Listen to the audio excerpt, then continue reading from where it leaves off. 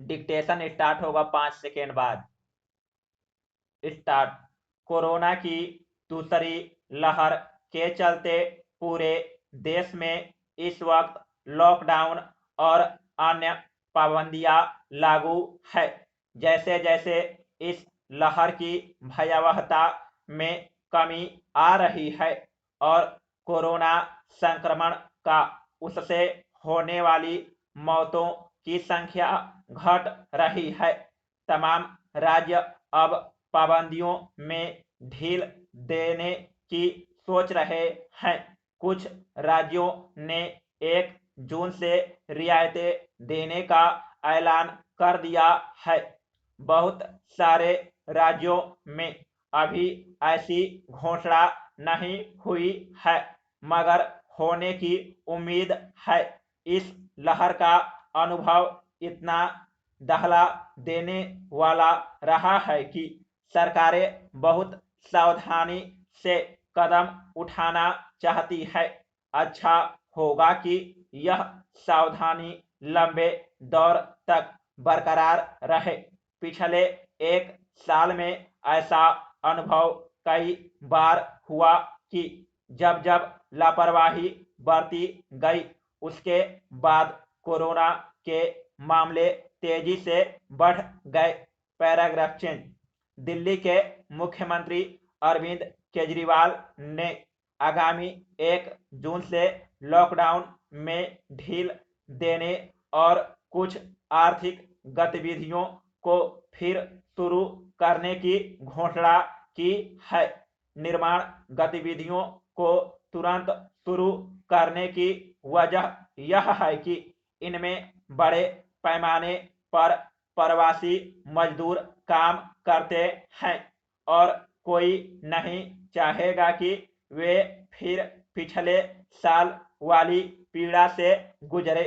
पिछले साल का सख्त पूर्ण लॉकडाउन और उसके बाद का दौर रोज खाने कमाने वाले लोगों पर इतना मुश्किल गुजरा कि इस बार कोरोना का कहर पिछले साल के मुकाबले बहुत ज्यादा होने के बावजूद वैसा लॉकडाउन लगाने का इरादा किसी ने जाहिर नहीं किया। यह अच्छा है कि इस बार लॉकडाउन लगाने या अन्य निषेधात्मक उपाय करने का अधिकार राज्यों के पास था, ताकि वे स्थानीय जरूरतों के हिसाब से फैसला कर सके और अब बंदी में छूट देने का फैसला भी वे अपनी परिस्थिति के मुताबिक कर रहे हैं। दिल्ली के अलावा मध्य प्रदेश ऐसे राज्यों में शामिल था जहां कोरोना का कहर सबसे ज्यादा बरपा है और अब वहां भी स्थिति कुछ संभली है। ऐसे में मध्य प्रदेश सरकार ने भी कुछ आर्थिक गतिविधियों को शुरू करने की अनुमति देने का फैसला किया है। राजस्थान सरकार ने भी 1 जून से धीरे धीरे पाबंदियां घटाने का घोषणा की है। उत्तर प्रदेश में भी कुछ छूट मिलने की संभावना है। महाराष्ट्र सरकार का कहना है कि जिन जिलों में अब कोरोना संक्रमण की दर कम है, वहां छूट देने पर विचार किया जा सकता है।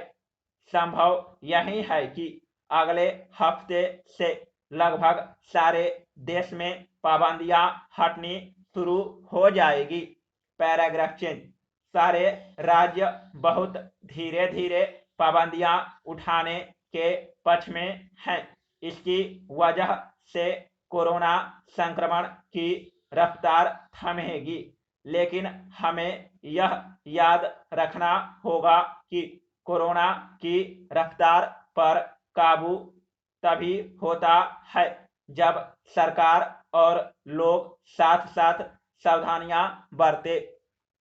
इस साल की शुरुआत से ही लोगों ने कोरोना से जुड़ी सावधानियों को औपचारिकता मात्र बना दिया था, बल्कि बहुत सी जगहों पर यह औपचारिकता भी नहीं बची थी।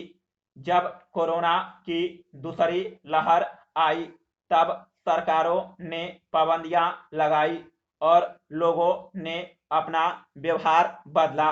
मास्क पहनने और शारीरिक दूरी बरतने को गंभीरता से लेना शुरू किया, जिसके नतीजे में अब संक्रमण के मामले घटे हैं।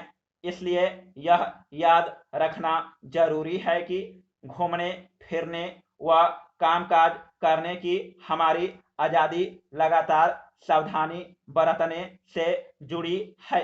इसके अलावा वैक्सीनेशन के दायरे को युद्ध स्तर पर बढ़ाने की जरूरत है, तभी तीसरी लहर की डरावनी आशंका से मुक्ति संभव है।